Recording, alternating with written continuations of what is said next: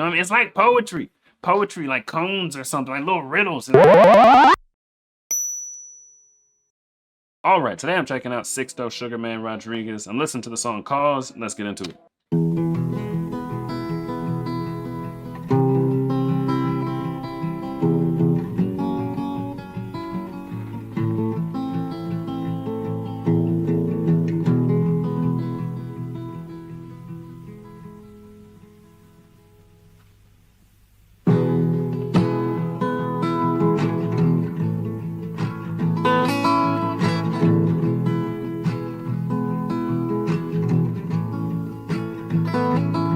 Cause I lost my job 2 weeks before Christmas.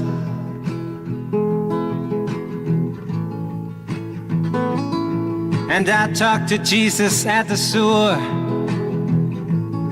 and the Pope said it was none of his goddamn business. While the rain drank champagne, my Estonian archangel came and got me wasted. Cause the sweetest kiss I ever got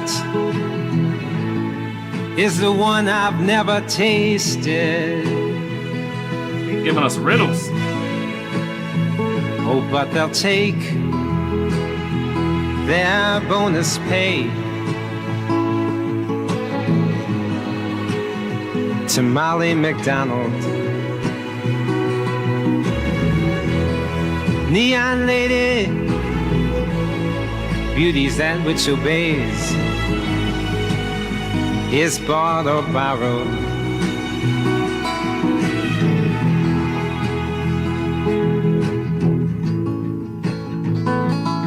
Cause my heart's become a crooked hotel, full of rumors.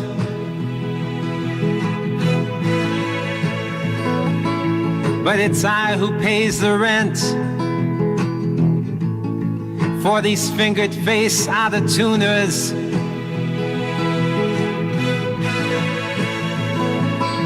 And I make 16 solid half-hour friendships every evening.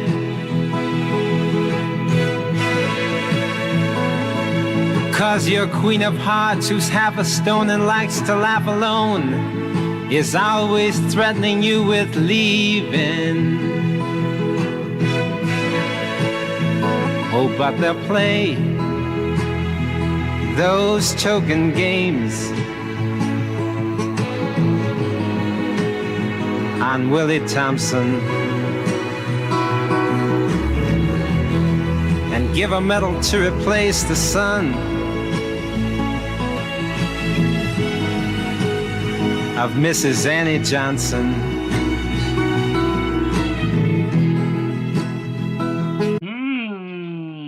I can't quite reel this one in. You know what I mean? It's like poetry. Poetry, like cones or something, like little riddles. And like, I guess we're just supposed to vibe. There's no way that there's a song where you're supposed to be rapidly solving riddles. That makes no sense at all. That's kind of what I was trying to do. But that's probably not how you're supposed to listen to this. I think you're just vibing, vibing to the sound of the song.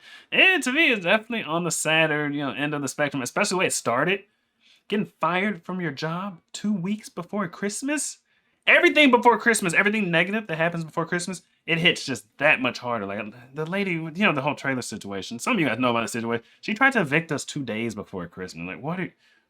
Like, you know what I'm saying? But just before Christmas, that's like rubbing salt in the wound. It hurts so much more when it happens around Christmas. But these riddles, you know what I mean? The sweetest kiss he's ever had is the one he's never tasted. That's some kind of kiss he's never gotten as the sweet. Like, what does that mean? Or does he mean he does not like to tongue kiss? And I mean, he just likes to like peck on the lips, no tongue. You can't taste it. You get what I'm saying? There's many ways to try and think about these riddles in the song. Some woman weighs half a stone and always threatening to leave. That was like the only line that kind of makes sense. I don't know what stone is as a measurement. I don't know. Is he saying she's skinny? Is she saying she's, that's her weight? She's half a stone and threatens the guy to leave. About the only thing I understand. Everything else seems like riddles. Oh, getting fired. Getting fired 2 weeks for Christmas. That is not a riddle. Cause they told me everybody's gotta pay their dues. and I explained that I had overpaid them.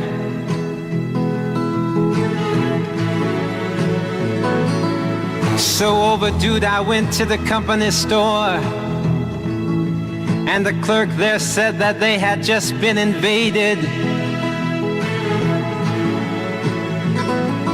So I set sail in a teardrop and escaped beneath the door sill.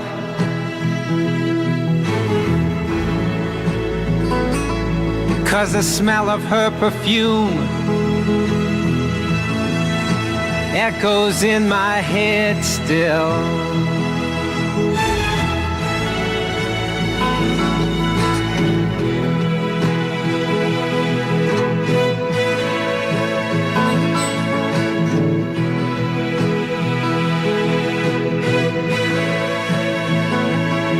Cause I see my people trying to drown the sun in weekends of whiskey sours.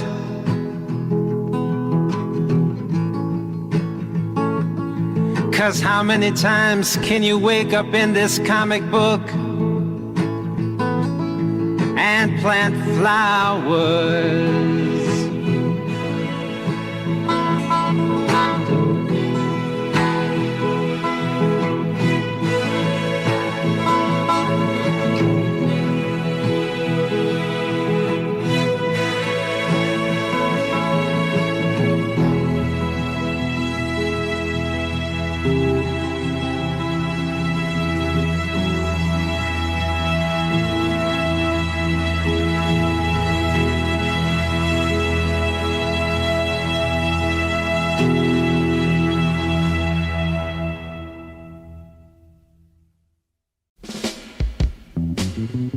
Yes, it's over. Says Buddy's an American folk musician based in Detroit, Michigan. I think the song is over. Should we play the rest of this?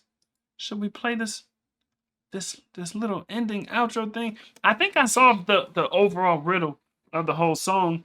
Not these individual little riddles and things, but it's just cause life is hard, right? That's pretty much the whole thing. Life is rough, life is hard. It's not exactly just sunshine, lollipops, and roses. You know what I mean? Like you said, pay your dues. I overpaid them. You know what I mean? I feel like that's the whole gist of the song with a bunch of examples that kind of amount to that. You know, something is going on. Boom, I sail away in a teardrop through the door sill. Like, this is all poetic, kind of abstract. I think the whole thing is like, life is hard, right? That's the vibe. It just gives you a bit of info. We can play it. We can play it. It's not a big deal. We can definitely. Wait, let's roll it.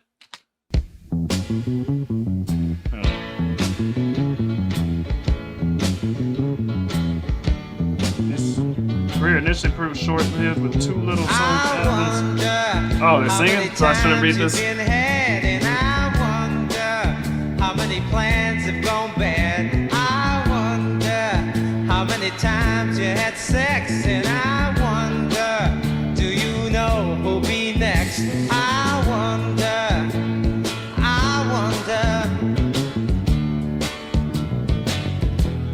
Wonder I do.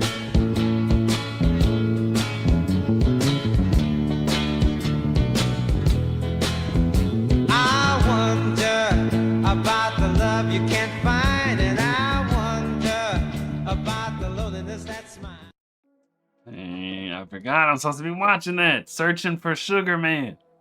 I'm supposed to be watching that documentary. That is so crazy. If this happened modern day, I would think it was a PR stunt. Because you know people get famous, or not famous, but they get even more famous. Like famous people, when they die, you can be slightly famous. After you die, I watched a whole YouTube video on this. After you die, super famous, and then your streams and plays, they stay up. You know what I mean? So if you faked your death, you faked a suicide. I'm not saying he did, but if it happened modern day in 2024, 100%, I'm gonna be like, was this planned? Was this a PR stunt? Back in the day, I kind of believe it. You know what I mean? But modern day, I would not. I'm sorry, I'd be kind of skeptical. I think it's a PR stunt because you know you get more famous as a musician after you die. But like it seems like he wasn't really famous, and then you know, however he got famous in South Africa. That's a crazy story.